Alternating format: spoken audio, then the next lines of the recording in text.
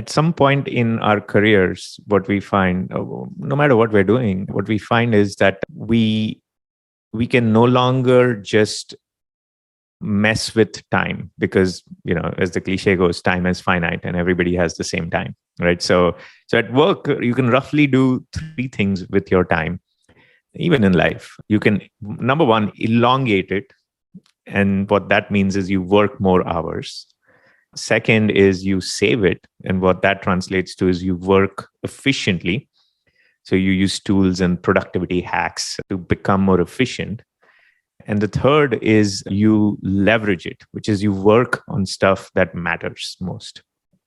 And so one of my observations, especially after I became a parent, is that having kids is great because you just rapidly hit the limits of the first two, right? Like you rapidly hit the limits of elongating time because you cannot work more hours possibly.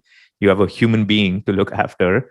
And you've already tried all the time management hacks for being more efficient.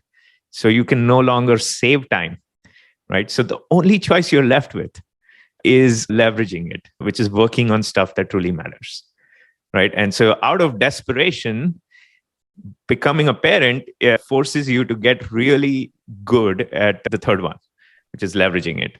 And as I was kind of starting out in my product management career early years, this was at Google.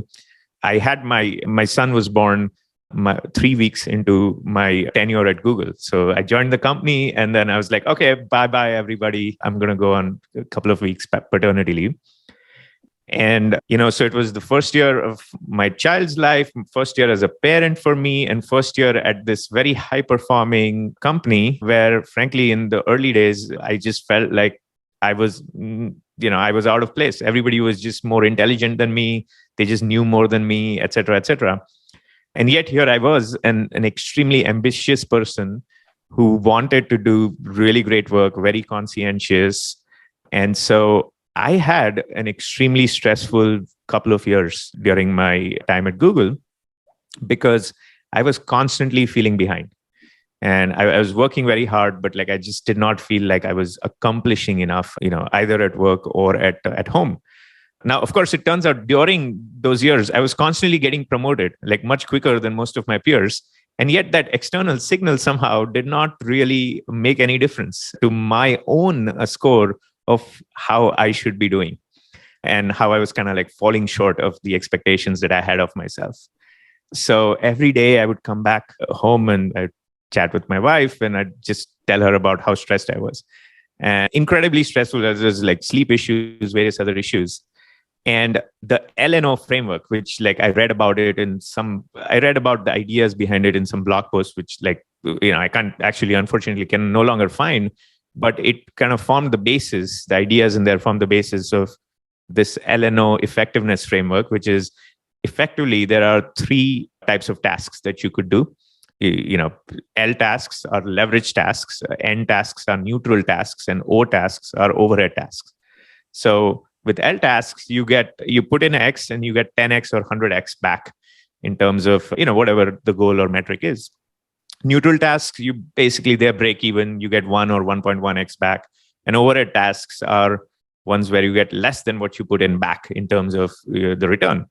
Now, it turns out that for any individual, at any level, you have to do tasks across the board. You can't just completely avoid O tasks. Sometimes you have to do them. But what I realized is that I was attacking each task with the same degree of attention, perfection, and without discriminating between tasks in terms of when my energy is high versus when it's low. And so a simple tactic I used, and I used to maintain a to-do list, I still do.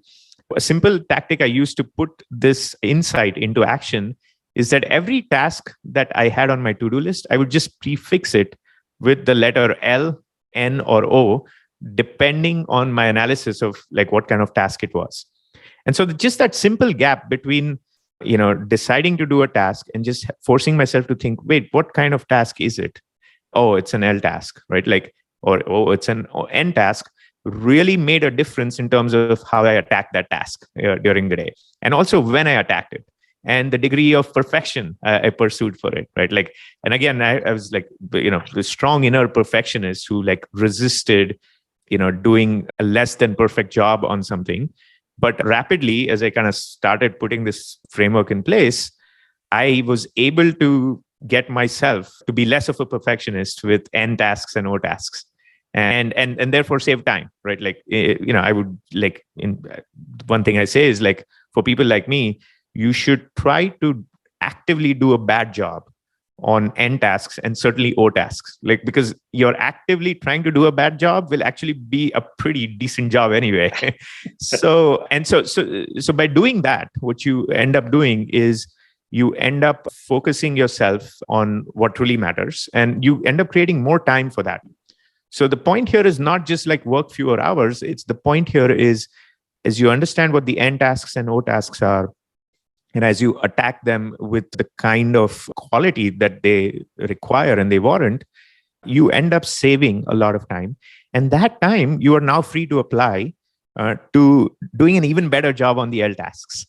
And and of course, this wasn't an overnight thing, but like as I put this in place over a year or two, that was life changing for me, because the stress was gone, because at the end of the day I could keep a scorecard of like, did I get my L tasks done, right? Like, I was still ambitious, so I had a lot more things to do than I had time for, but the satisfaction of having checked all my L tasks was just freed me to go home and not have to stress out about the job I did and the job that's ahead tomorrow, and just to help me to also be just like much more present in the evening with my family and whatnot.